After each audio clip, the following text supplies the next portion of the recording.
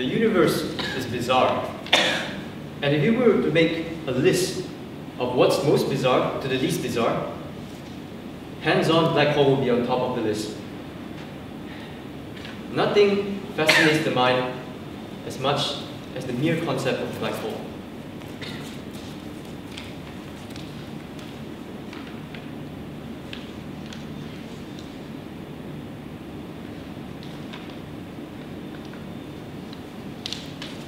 Now, this thing about the black hole is that not a lot of people know what it is.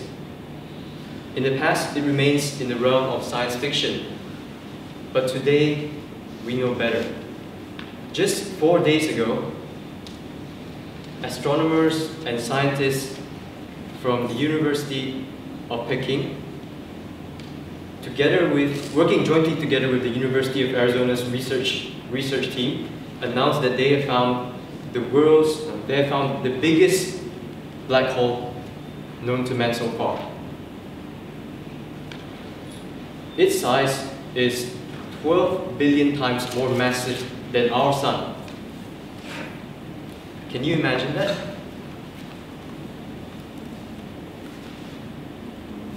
When they have announced this, they went on to give it a very ugly name called SDSS J010013.02. Scientists have become so confident, even though we haven't seen this black hole, nobody has seen the black hole up close and personal. Scientists have become so confident of these discoveries that they have started naming it just like any other meteorologist would name storms. So, what is this black hole really? But before we jump into this, we have to come to a beginning. We have to come to the basics, and that entails dropping by 1916, when Albert Einstein first introduced his theory of relativity. In brief, we perceive space through distance. We perceive time through the clock. But what Albert Einstein did is he changed our outlook, and he forces us to realize that space and time is not independent, but rather intertwined. To prove this, he brought in something new, a new standard of measurement called the speed of light. What is the speed of light? Speed at which the light travels through space. And this speed of light is constant. It travels at the same speed regardless of the speed of the source. And because light is energy without mass, it follows that nothing theoretically can travel faster than the speed of light.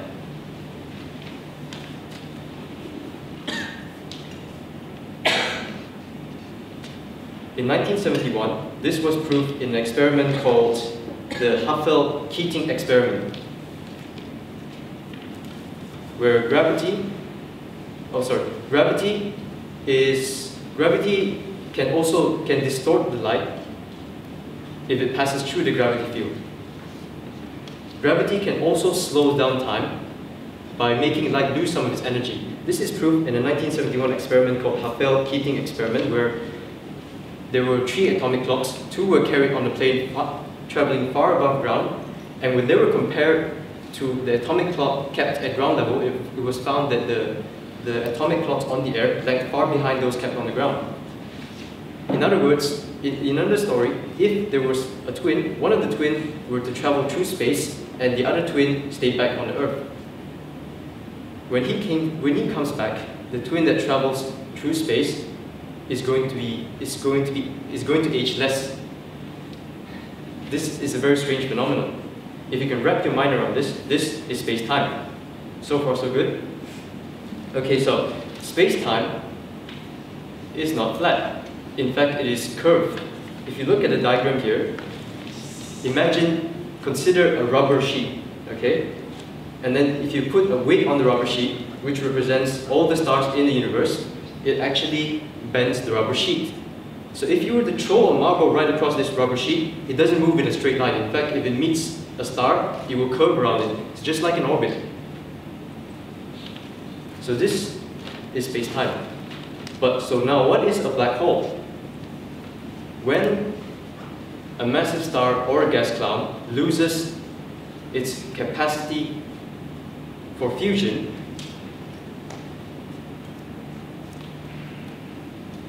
it will stop emitting heat and pressure. And as soon as it stops doing that, there will be no force to hold back its own gravity. Imagine it, if you will.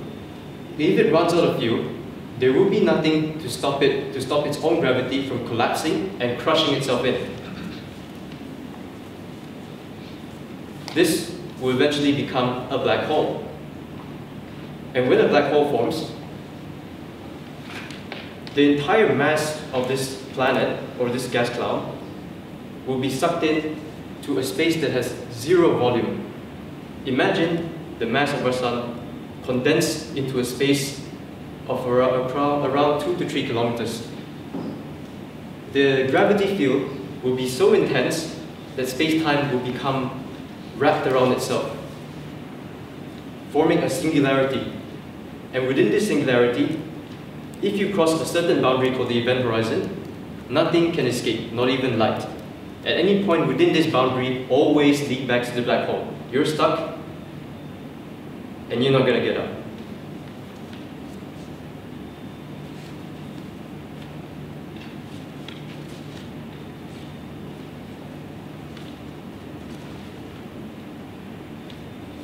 So, how do we know a black hole is there? Nobody has ever seen it. But this is actually simple. If we go back to a paper published in Science in 1936, the title of which is Lens-like Action of a Star by the Deviation of Light Through a Gravitational Field, Albert Einstein showed us that because of the crazy gravity of a black hole, all the light behind the black hole, all the light from the stars, becomes so heavily distorted, something doesn't look right. I'll give you an example. This is my glass. It's invisible, but how do I know the glass is there? It's because it refracts all the light that passes through. With modern telescopes in both observatories and in space, we now know that this is evident. This has become evident. Now, right now, I'm sure you would all like to find out what would happen if you were to clumsily fall into a black hole. Well, in his book, A Brief History of Time, published in 2001, renowned physicist Dr. Stephen Hawking said that if you were to fall into a black hole, you would become stretched and torn apart, just like spaghetti.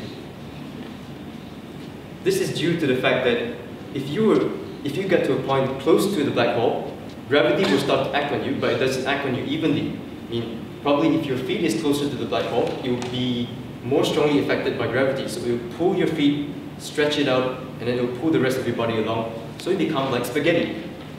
I'll give you another testimony. This is from Dr.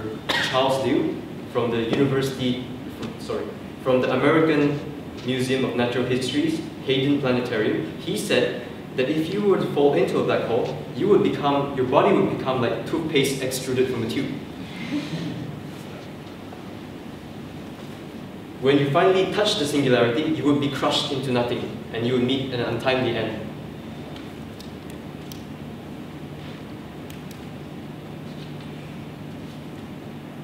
Now we know that black holes, there are more than 1 billion of them throughout the entire universe. They're there all the time, and they're growing ever more massive with the things they consume. Every single dust and planet it consumes only makes it that much larger and that much stronger. And sometimes, black holes can even merge together with other black holes to form even more massive black holes. Maybe in some point in the future, a black hole would sneak up behind us and eat us for breakfast. This is suggested by a prominent science popularizer called Dr. Michio Kaku, and he talked about it in his video called A Black Hole in Our Backyard. Not surprisingly, therefore, black holes have captivated and seized public imagination and fueled many speculations, some of which have more substance than the rest. Again, in his book called called Rebirth, published in 1993, Dr. Michio Kaku postulated that because of the black hole's impact on space-time, it can puncture space-time to such an extent that it will form a gateway into another alternate universe. This is theoretically possible. And he said that it can even act as a time tunnel. So you could probably go back in time and meet, like there's a film called Back in the Future, where the film's protagonist went back in time and met his mother, and his mother fell in love with him, forsaking his father. So he was never born. That would be cool, huh? So, in closing, I would just like to quote Dr. Stephen Hawking again. Sometimes, fact is stranger than fiction, and in no other case does this hold more true than black holes. Thank you very much. Back to you.